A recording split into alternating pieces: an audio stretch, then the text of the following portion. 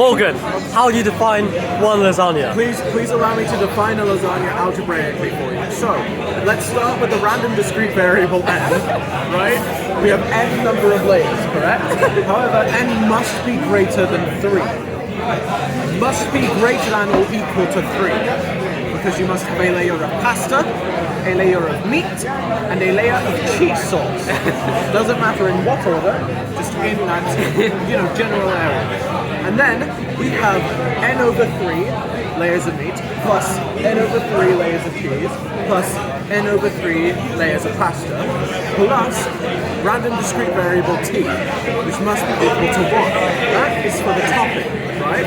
So, in total, we have 3n over 3 plus t, which is equal to n plus t, which is how you algebraically define a lasagna. Okay, what about two?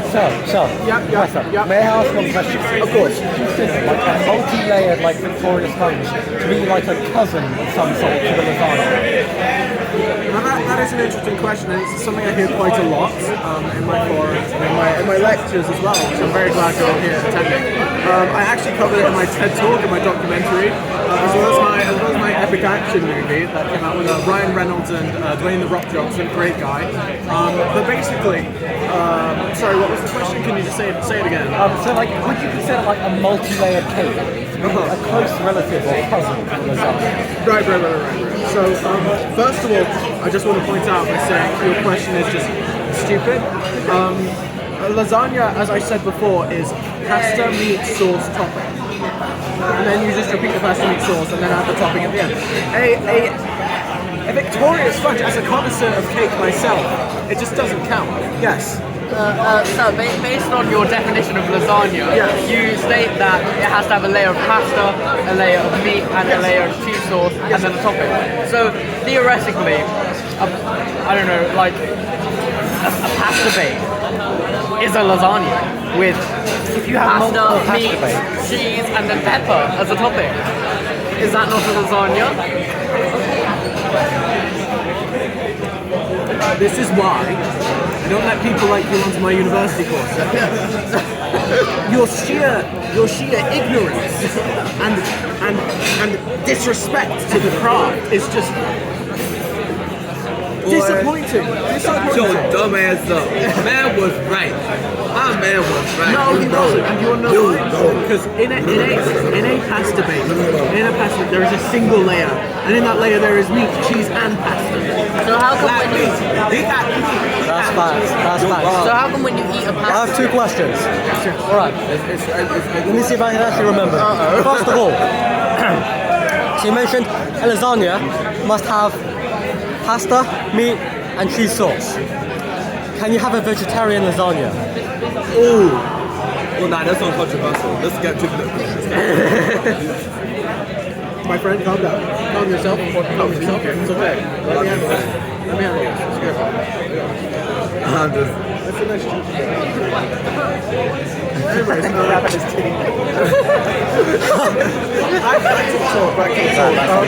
so your question was can a vegetarian lasagna exist? Thank you. So essentially, a vegetarian lasagna is a close cousin. As I said earlier, a Victoria sponge is not, simply because a Victoria sponge does not have any of the components. But a vegetarian lasagna, now that has two of the three components, and we call that a close relative. So, if the only component of being a close relative to lasagna is it having two of the components, surely you could have pasta and then say dirt and then the topping. Pasta and what? Dirt. D-I-R-T. And then it would still have two of the necessary ones. Sorry, what pasta and what other topping? No, pasta and then like a cheese topping and then also dirt. You said it has to have two. No. That would just be a dirt lasagna. Oh, okay. So The critical component is the pasta. As long as there are layers of pasta, the distinct layers of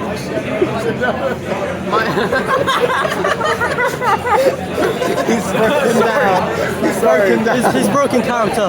The No, fourth wall. no, No. Going back to the fact that it has to be meat. What if they had pasta, a freaking alive cow, and then he got the cow's milk, fermented it, and put it on top? Oh my That's cheese. That is a lasagna. Yes, no, that is.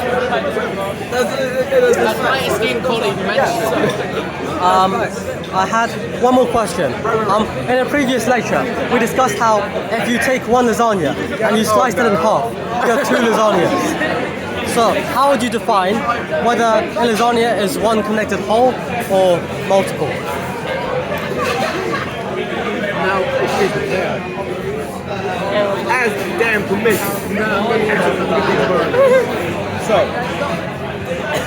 essentially, for this question, it took me a long time to answer, and that's because lasagnas are intricately linked with both physics and philosophy, of course. They're two sides of the same coin.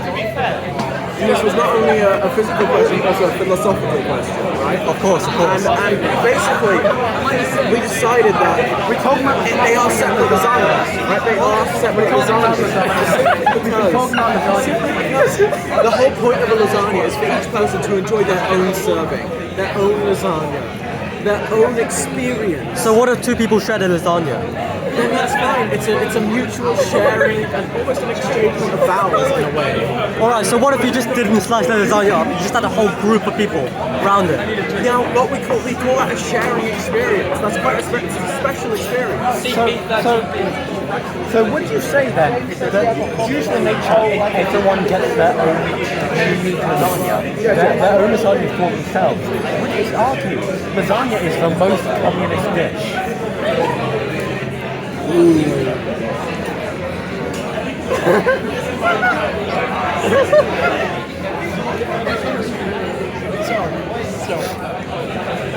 You are.